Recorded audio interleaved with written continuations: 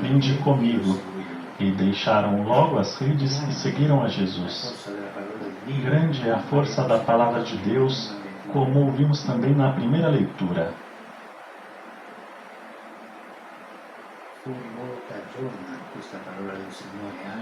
A palavra do Senhor foi dirigida pela segunda vez a Jonas nestes termos: levanta-te e vai a Nínive. Anuncia o que eu te ordenar. Jonas levantou-se e foi a Nínive segundo a ordem do Senhor. Dela irradia a força do Espírito Santo. É uma força que atrai a Deus, como aconteceu àqueles jovens pescadores deslumbrados com a palavra de Jesus. É uma força que envia aos outros, como no caso de Jonas, que vai ter com quantos estão longe do Senhor. Assim, a palavra atrai a Deus e envia aos outros. Atrai a Deus e envia aos outros. Tal é o seu dinamismo. Não nos deixa fechados em nós mesmos, mas alarga o coração, faz inverter o rumo, altera os nossos hábitos, abre novos cenários, desvenda inesperados horizontes. Irmãos e irmãs, a palavra de Deus pretende operar isto em cada um de nós, tal como aconteceu com os primeiros discípulos que, acolhendo a palavra de Jesus, deixam as redes e embarcam numa maravilhosa aventura. Assim também acontece nas margens da nossa vida, aos pés dos barcos de familiares e das redes do trabalho. A palavra suscita o chamado de Jesus. Ele nos chama para fazermos ao largo com os outros, para irmos ao encontro dos outros. Sim, a palavra suscita a missão. A palavra suscita a missão, faz-nos mensageiros e testemunhas de Deus num mundo cheio de palavras, mas sedento daquela palavra com P maiúscula, que muitas vezes a ignora. A Igreja vive deste dinamismo, é chamada por Cristo, atraída por Ele e é enviada ao mundo para dar testemunho dele. Esse é o dinamismo da Igreja.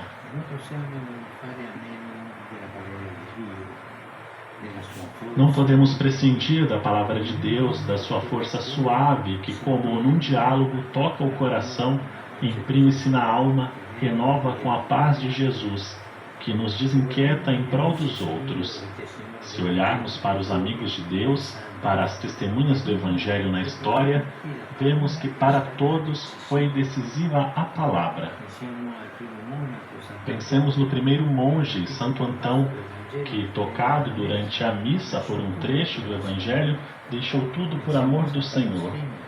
Pensemos em Santo Agostinho, que deu uma reviravolta na vida quando uma palavra divina lhe curou o coração.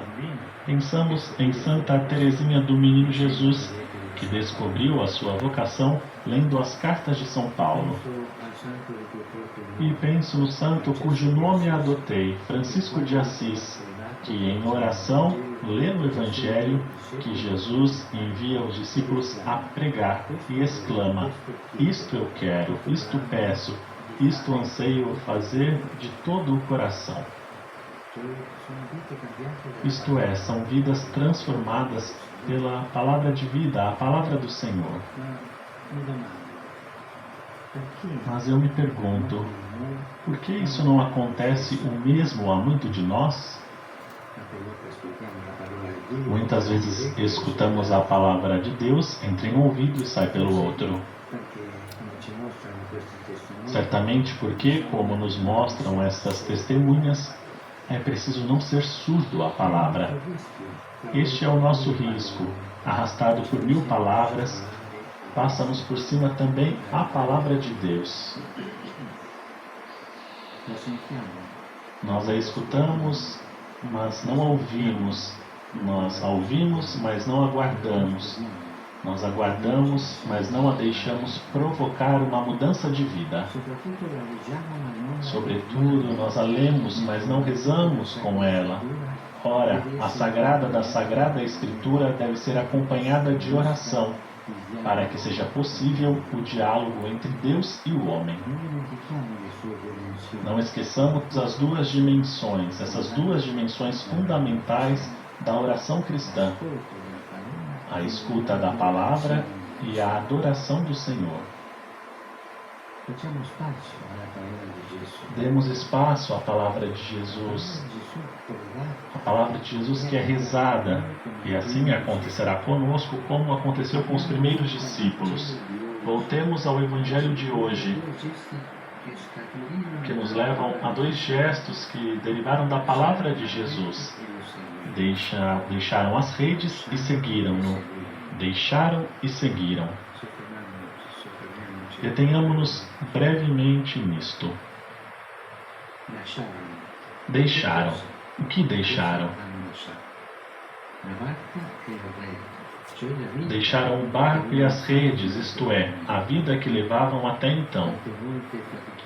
Muitas vezes custa-nos deixar as nossas seguranças, os nossos hábitos, porque ficamos presos neles como os peixes nas redes.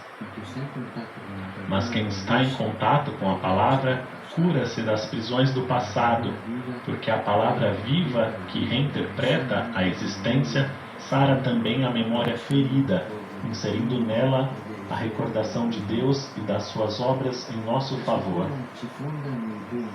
A Sagrada Escritura afunda-nos no bem, recorda-nos que somos filhos de Deus, salvados e amados.